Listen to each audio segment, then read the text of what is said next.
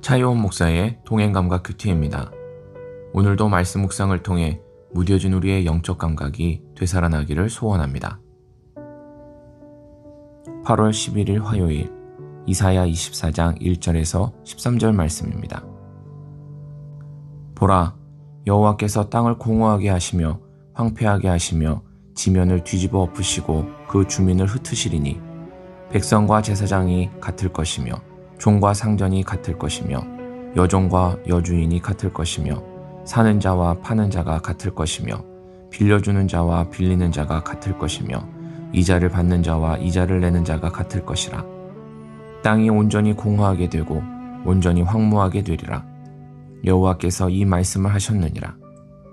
땅이 슬퍼하고 쇠잔하며 세계가 쇠약하고 쇠잔하며 세상 백성 중에 높은 자가 쇠약하며 땅이 또한 그 주민 아래서 더럽게 되었으니 이는 그들이 율법을 범하여 율례를 어기며 영원한 언약을 깨뜨렸음이라.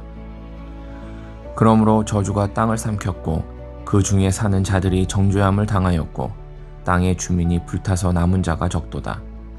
새 포도즙이 슬퍼하고 포도나무가 쇠잔하며 마음이 즐겁던 자가 다 탄식하며 소고치는 기쁨이 그치고 즐거워하는 자의 소리가 끊어지고 수금 타는 기쁨이 그쳤으며 노래하면서 포도주를 마시지 못하고 포도주는 그 마시는 자에게 쓰게 될 것이라.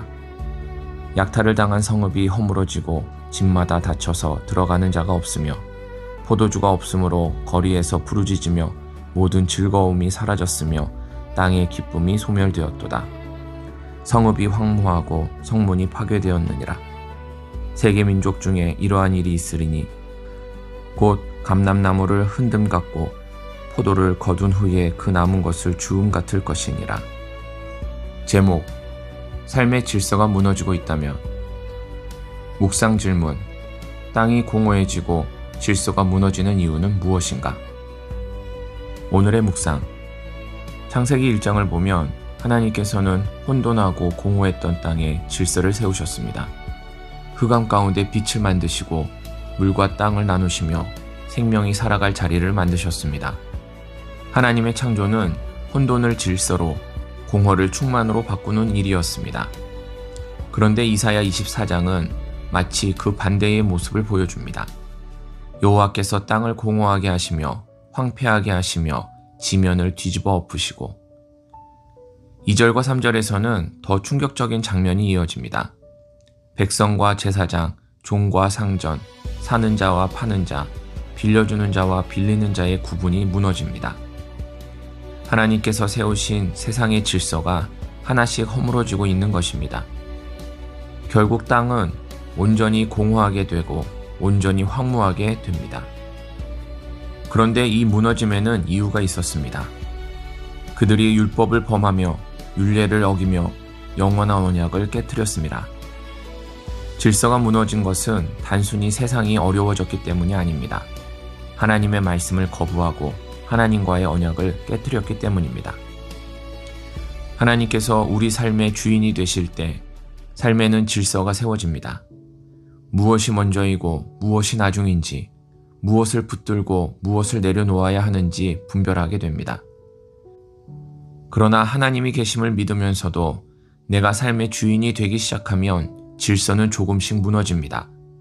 관계가 흔들리고 우선순위가 뒤섞이고 욕심과 두려움이 자리를 차지합니다.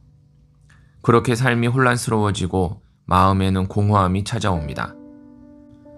그러므로 삶의 질서가 무너지고 있다면 먼저 환경을 탓하고 남을 탓하기보다 내 중심을 점검해 봐야 합니다. 나는 지금 하나님을 내 삶의 주인으로 모시고 있는가? 하나님이 우리를 떠나신 것이 아닙니다. 오히려 우리가 하나님의 자리를 밀어내고 내 뜻을 주인 삼고 있지는 않은지 돌아보아야 합니다. 그런데 본문은 질서의 붕괴에서 한 걸음 더 나아갑니다. 하나님의 통치를 거부한 땅에는 즐거움까지 사라진다고 하십니다. 소고치는 기쁨이 그치며 노래하며 포도주를 마시지 못하리라고 말씀하십니다.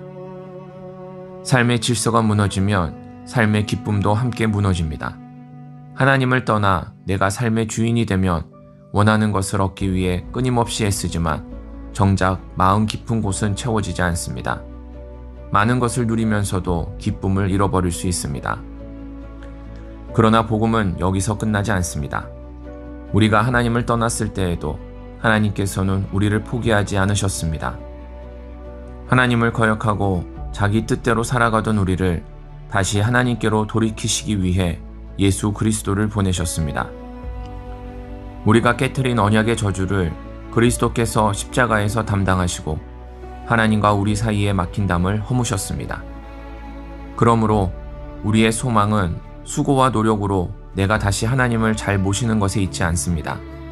나를 먼저 찾아오시고 십자가로 하나님께 돌아갈 길을 열어주신 예수 그리스도를 붙드는 것에 있습니다.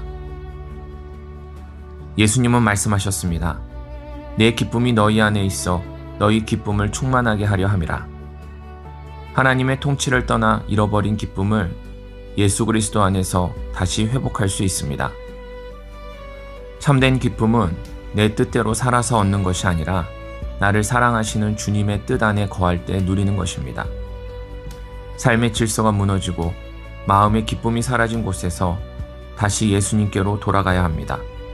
나를 위해 십자가를 지신 예수 그리스도를 다시 삶의 중심에 모시고 그분의 은혜 안에 거할 때 주님께서 무너진 삶에 다시 질서를 세우시고 메마른 마음에 참된 기쁨을 회복시켜 주실 줄 믿습니다. 오늘도 예수님과 동행하며 주님이 주시는 기쁨이 충만한 복된 하루 되기를 소원합니다. 묵상 질문입니다.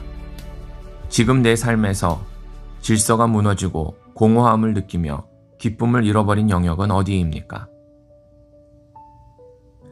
그 자리에서 하나님 대신 차지하고 있는 것은 무엇입니까? 예수님을 다시 붙잡기 위해 오늘 순종해야 할 것은 무엇입니까? 오늘의 기도. 하나님 아버지, 혼돈하고 공허한 세상에 질서를 세우신 주님만 바라봅니다. 하나님의 말씀보다 제 생각을 앞세우고 하나님의 뜻보다 제 욕심을 따르며 주님을 믿는다고 하면서도 제 삶의 주인이 저였음을 용서하여 주옵소서. 오늘 다시 주님을 제 삶의 중심에 모십니다. 제 삶의 질서가 무너지고 있다면 환경만 탓하고 다른 사람만 탓할 것이 아니라 먼저 제 삶의 주인이 누구인지 돌아보게 하옵소서. 무너진 관계를 회복시켜 주시고 흐트러진 우선순위를 바로잡아 주시며 공허한 마음에 주님의 은혜로 채우시고 주님의 기쁨이 충만하게 하여 주옵소서. 제 삶을 다스리시는 분은 오직 주님이십니다.